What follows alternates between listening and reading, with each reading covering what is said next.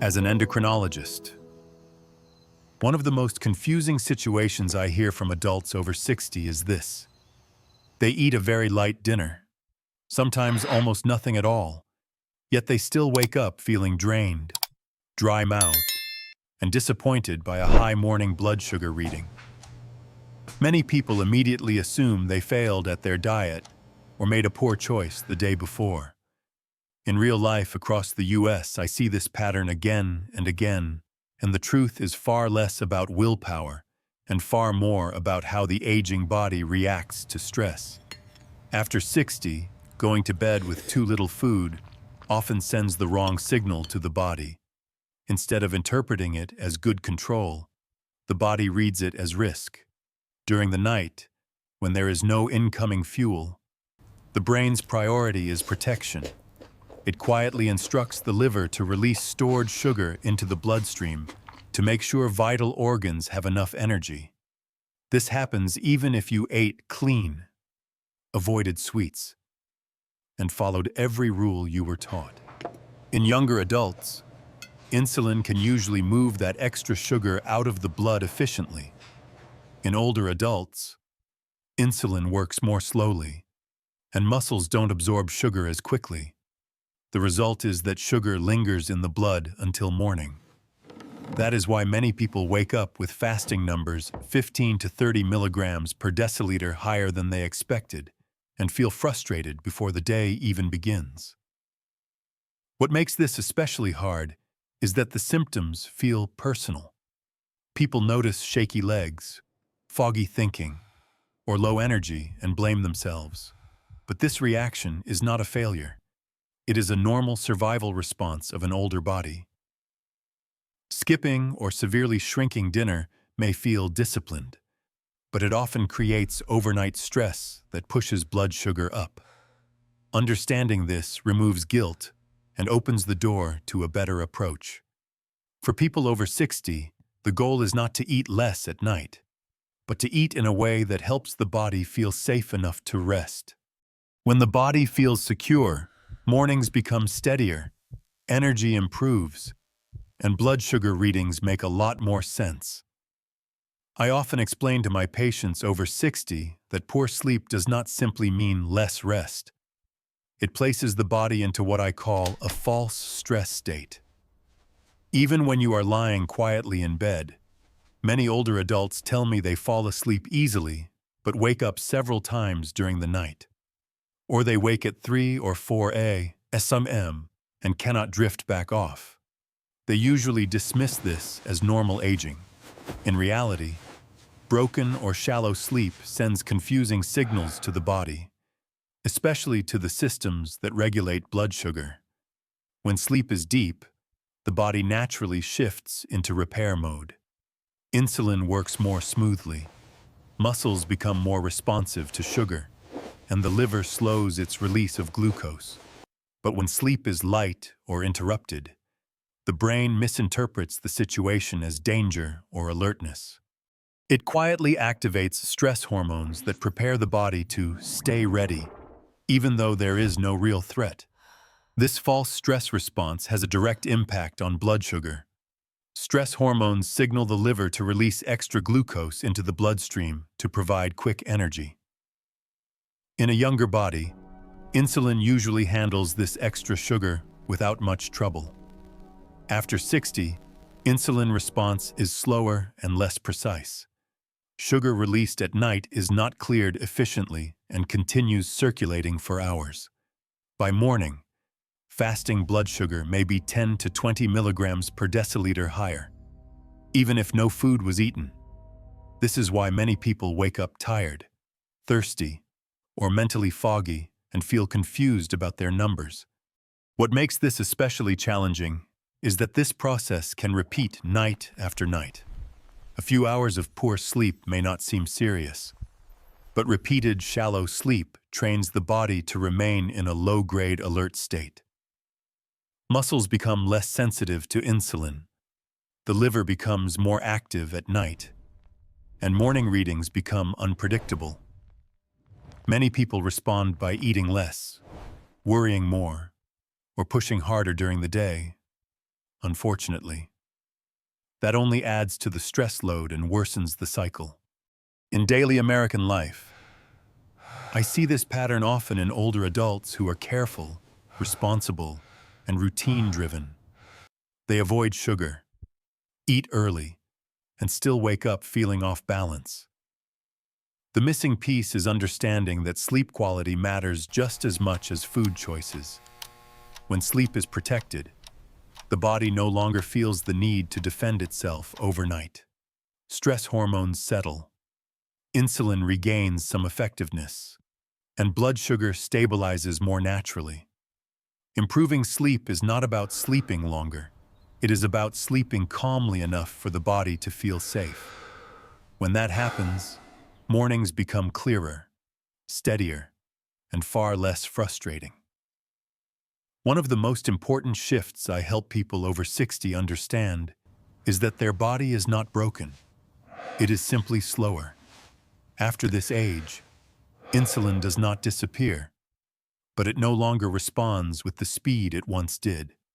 Many of my patients remember a time when a short walk, a lighter meal, or skipping dessert would quickly bring blood sugar back down. When those same strategies stop working, they often feel confused or discouraged. The reality is that after 60, insulin handles sugar in a very different way. And expecting the body to react like it did at 40 only creates frustration. Insulin's job is to help move sugar from the blood into the muscles, where it can be used for energy. As we age, muscle mass naturally declines. Even in people who stay active, less muscle means fewer storage spaces for sugar. On top of that, aging muscle cells respond more slowly to insulin's signal. Sugar does eventually move into the cells, but it takes longer, especially during quiet periods like nighttime and early morning. This delay is why fasting blood sugar can remain elevated even when eating habits are careful. This slower process becomes most noticeable overnight. While you sleep, the liver releases small amounts of sugar to keep the brain and organs functioning. In a younger body, insulin clears that sugar efficiently before morning. In an older body, insulin lags behind. Sugar accumulates hour by hour, without any food involved. By the time you wake up, fasting numbers may be 15 to 25 milligrams per deciliter higher than expected. Many people assume dinner caused the problem, when in fact it is the body's reduced processing speed at night. Everyday life after 60 can slow insulin even more. Less movement due to joint pain, balance concerns, or fatigue means muscles are used less, which further reduces their ability to absorb sugar. Poor sleep, stress, and dehydration all interfere with insulin's work.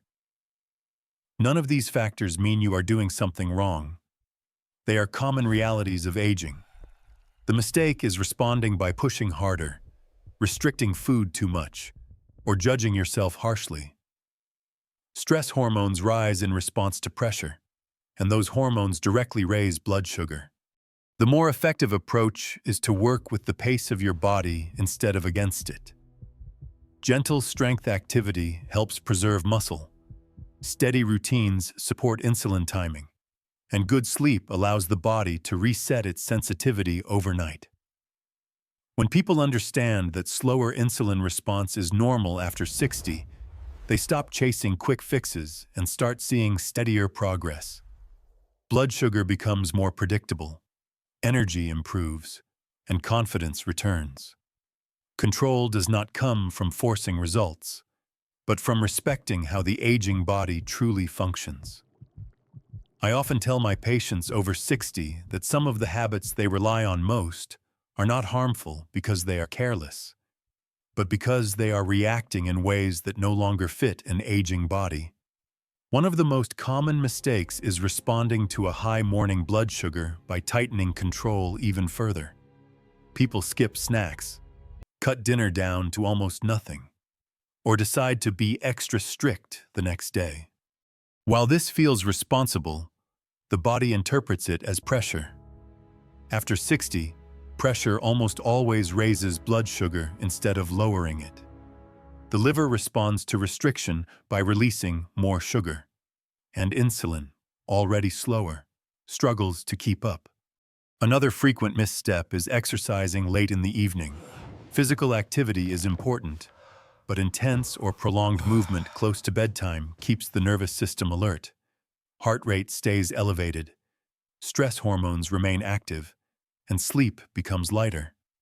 Even if someone falls asleep quickly, the quality of rest is poor. Overnight, this shallow sleep tells the body to stay on guard, which leads the liver to release extra glucose. Many older adults are surprised to learn that their evening workouts may be contributing to higher morning numbers rather than helping them. Fluid restriction is another quiet but damaging habit. Many people drink very little in the evening to avoid waking up at night to use the bathroom. Mild dehydration thickens the blood and makes glucose readings appear higher. It also reduces the kidney's ability to clear excess sugar efficiently. By morning, people often feel stiff, thirsty, or foggy and assume their blood sugar is simply out of control, when hydration was part of the issue. Perhaps the most harmful mistake is emotional. When numbers are higher than expected, many older adults immediately blame themselves. They feel frustrated, worried, or ashamed. This emotional response triggers stress hormones that directly push blood sugar higher. The body does not distinguish between physical stress and emotional stress. Both raise glucose. Over time, this cycle of worry, restriction, and disappointment keeps blood sugar unstable and drains confidence. What truly helps is shifting from reaction to understanding. After 60, the body responds best to calm signals, not punishment. Balanced evening meals, earlier exercise, steady hydration, and a gentle wind-down routine reduce overnight stress. Just as important is learning to see blood sugar readings as information, not judgment. When older adults stop reacting with fear and start responding with steadiness, the body settles. Blood sugar becomes more predictable, sleep improves, and mornings feel less like a struggle. The goal is not perfect numbers, but a body that feels supported rather than pressured. I encourage adults over 60 to think of sleep not as downtime, but as an active tool for blood sugar control. At this stage of life, the body responds better to calm than to force. And nighttime is when that calm can either be protected or disrupted. When sleep is steady and deep enough, the body naturally lowers stress signals, the liver eases its sugar release, and insulin works with less resistance. When sleep is broken or rushed, the opposite happens. The key is learning how to use the evening hours to guide the body into repair mode instead of alert mode. This starts with a predictable rhythm. Going to bed and waking up around the same time each day trains the body to expect rest. Consistency matters more than perfection. Eating dinner earlier in the evening, ideally about 3 hours before bed, gives digestion time to settle and reduces nighttime discomfort. Avoiding the extremes of overeating or going to bed hungry helps the body feel safe enough to let go. Gentle hydration earlier in the evening supports circulation and kidney function without increasing nighttime disruptions. Small choices like dimming lights after sunset, lowering noise, and stepping away from emotionally charged content send powerful signals to the brain that it is time to slow down. These signals lower stress hormones that would otherwise tell the liver to keep releasing sugar. Sleep also restores how tissues respond to insulin. During deeper sleep, muscles become more receptive to glucose. Nerves calm, and balance improves. Many older adults notice that when they protect their sleep. They wake up steadier on their feet, clearer in their thinking, and less rushed in the morning. This is not coincidence. It is the result of a body that had time to reset overnight. Using sleep as a tool also changes the emotional relationship with blood sugar. When people stop checking numbers late at night and start prioritizing rest, anxiety drops.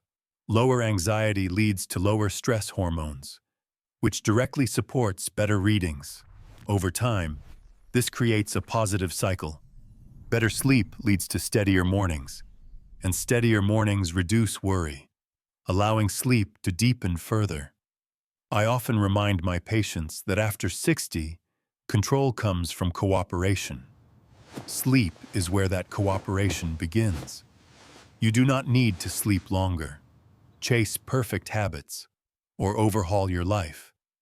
You need to make the night calmer. When the night is calmer, the body does less fighting. The liver relaxes, insulin works at its own pace, and mornings feel lighter. Using sleep as a tool is one of the simplest, safest ways to support blood sugar, energy, and independence as you age.